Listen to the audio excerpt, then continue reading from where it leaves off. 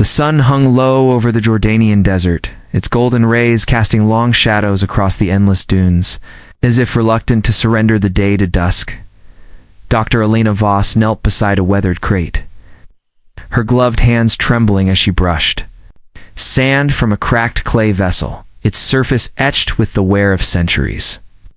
It was the summer of 2025. Our archaeological team had spent weeks excavating this remote site near the Dead Sea, driven by whispers of a hidden archive texts. So ancient, so controversial, that they had been buried to protect them from destruction. The Bedouin guide who led them here spoke in hushed tones of a legend passed down through generations. A cave, sealed long ago, containing scrolls that held truths too dangerous for their time. Elena's heart pounded as she lifted the vessel's lid, revealing a bundle of brittle linen wrapped around sheets of papyrus and parchment. The air grew heavy with anticipation, and Dr. Amir Khalid, a linguist specializing in Aramaic and Coptic, peered over her shoulder. "This is it," he whispered, his voice barely audible over the desert wind. The Codex of the Exiled. Codex of the Exiled was a myth among scholars of religious history, a rumored collection of texts deemed too radical, too heretical, or too unsettling to be included in the canonical scriptures of early Christianity, Judaism, or other ancient traditions. Some believed it was the work of the Essenes, a Jewish sect known for their asceticism and mystical writings.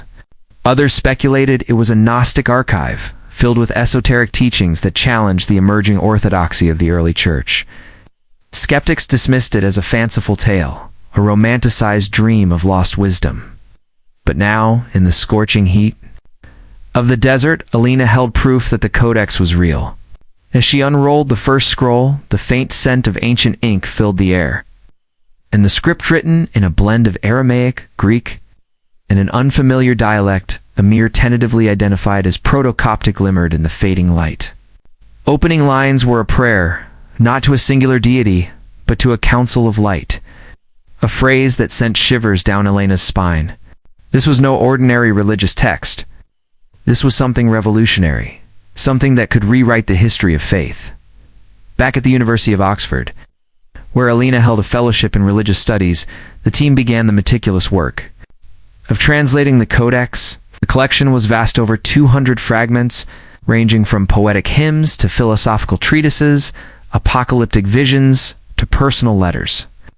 Each text seemed to challenge the boundaries of what was known about early religious thought, offering glimpses into a world where faith was fluid, diverse, and fiercely contested.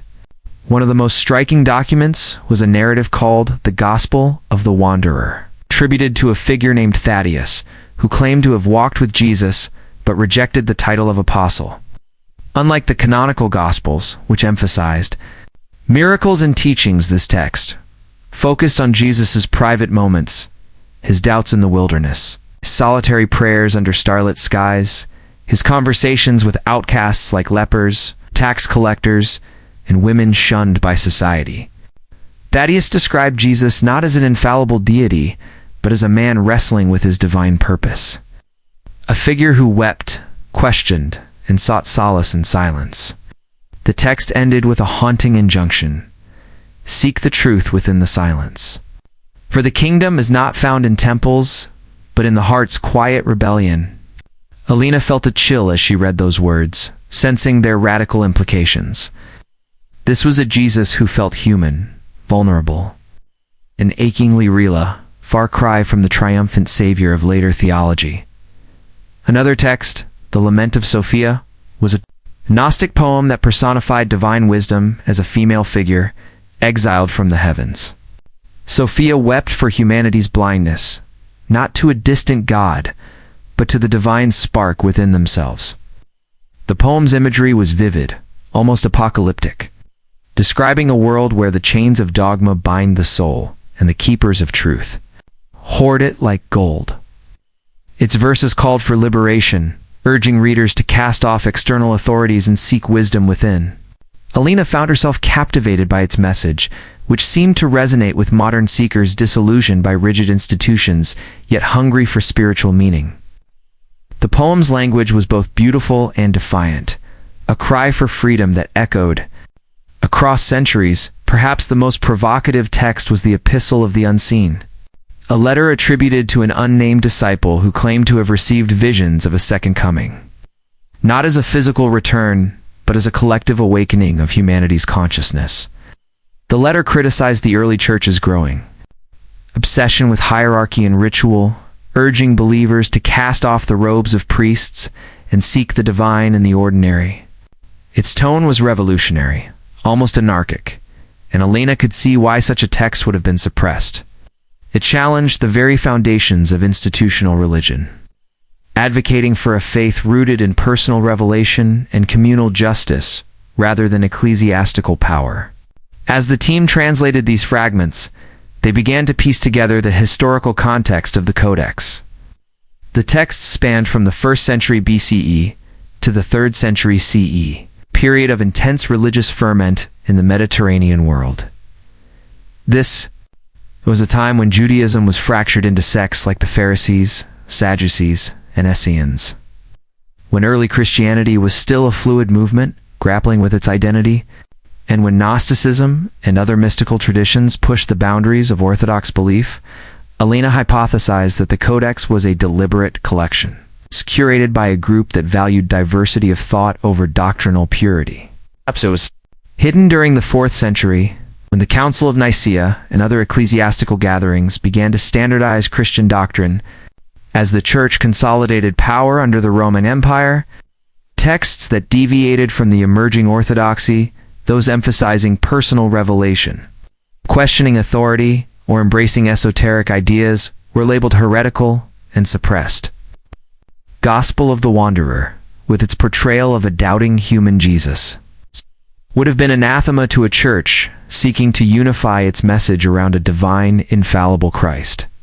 The Lament of Sophia, with its elevation of a feminine divine figure, threatened the patriarchal structures of the time. The Epistle of the Unseen, with its critique of institutional religion, would have alarmed bishops and priests, consolidating their authority. But why were these texts buried rather than destroyed? Alina believed the answer lay in the reverence their curators held for them. The group that hid the Codex, perhaps a remnant of the Essenes or a Gnostic community, saw these writings as sacred, even if dangerous. By sealing them in a cave, they preserved them for a future they hoped would be ready to receive their wisdom. The Codex was not just a religious artifact. It was a cultural time capsule, reflecting a world where ideas flowed freely across borders. Jewish mystics conversed with Greek philosophers, and women played prominent roles in spiritual communities. One fragment, the Hymns of Miriam, attributed to a female prophet, celebrated the divine feminine and described rituals led by women in a desert community. This challenged the modern assumption that early religious movements were uniformly patriarchal, suggesting a more egalitarian past. The Codex also revealed the diversity of early Christian thought, showing that the faith was a tapestry of competing voices, some emphasizing asceticism, others mysticism, and still others social justice. The Epistle of the Unseen called for believers to feed the poor and reject wealth, a radical stance that echoed Jesus' teachings, but was softened in later church doctrine. These texts were not just theological arguments or attempts to make sense of a chaotic world, to weave narratives that gave meaning to suffering, hope, and the divine. For Alina, the spiritual implications of the Codex were profound. The Gospel of the Wanderer suggested that doubt was not a sin, but a necessary part of spiritual growth, inviting believers to embrace their uncertainties as part of the journey. The Lament of Sophia offered a vision of divinity as immanent, spark within every person rather than a distant judge, resonating with modern seekers alienated by rigid dogmas. The Epistle of the Unseen proposed that salvation was a collective awakening, challenging both ancient and modern notions of redemption as an individual transaction. These texts raised questions about prayer and worship. If Jesus' prayers, as described in the Gospel of the Wanderer, were moments of raw vulnerability, what did that mean for believers who treated prayer as a formulaic ritual? If Sophia's lament emphasized inner wisdom over external authority, how could contemporary faiths balance tradition with personal revelation? The question that haunted Alina was why these texts were excluded from the canonical scriptures. The answer was rooted in the politics of power and the fragility of human institutions. As Christianity became the state religion of the Roman Empire, its leaders faced the challenge of unifying a diverse movement. Texts that emphasized individual revelation, like the Epistle of the Unseen, threatened the authority of bishops and priests. Those that elevated feminine figures, like the Lament of Sophia, clashed with patriarchal norms, and those that portrayed Jesus as human, like the Gospel of the Wanderer, risked undermining the theological framework of a divine Christ. The exclusion was not always malicious. Some texts were likely deemed too esoteric or controversial to maintain unity. The Council of Nicaea, in 325 CE, sought to create a cohesive narrative. But in doing so, it silenced voices that might have enriched the tradition. Fear also played a role. The early church faced persecution and competition, and texts that invited debate could have weakened its position. By canonizing a select group of texts, church leaders ensured a consistent message, but at the cost of diversity and nuance. As Alina prepared to present the Codex to the world, she reflected on its relevance to the 21st century. In an era marked by division, political, cultural, and religious, the call for unity in the Epistle of the Unseen felt urgent, challenging believers to move beyond tribalism. The Lament of Sophia spoke to a generation grappling with the loss of meaning, offering a counterpoint to materialism and technology with its emphasis on inner wisdom. The Gospel of the Wanderer resonated with those disconnected from traditional religion, portraying a human Jesus who invited skeptics to see faith as a lived experience. But the Codex also posed challenges. Its rediscovery would spark controversy, with some dismissing it as heretical and others embracing it as a missing piece of their tradition. Alina believed its radical messages about questioning authority, embracing doubt, and prioritizing inner wisdom were timely. Call to re-examine faith in a world desperate for meaning. The day of the public unveiling arrived in a grand lecture hall at Oxford, packed with scholars, theologians, and journalists. Alina stood at the podium, the Codex's fragments displayed on screens behind her. She began with a question: what does it mean to seek truth in a world that fears it? She walked the audience through the texts, sharing their beauty and challenges. She spoke of the Gospel of the Wanderer and its invitation to vulnerability, the Lament of Sophia and its call to liberation, the Epistle of the Unseen and its vision of unity.